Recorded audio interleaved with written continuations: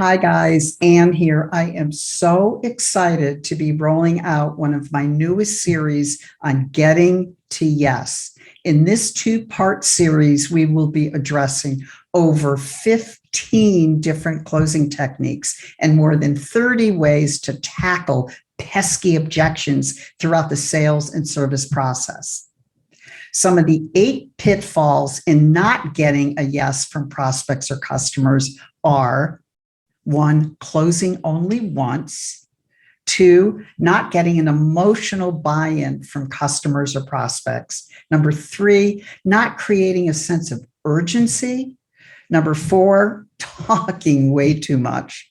Number 5, not understanding the decision-making process.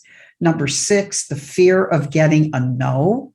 Number 7, don't have good answers when getting pushbacks or objections from customers or prospects. And number 8, not wanting to appear too pushy. If any of your team members, sales reps or service reps, veterans and rookies alike, are experiencing any of these pitfalls in getting to yes, they would totally benefit from this series. It's November 17th and 18th. Check out the details. Looking forward to seeing your agency there.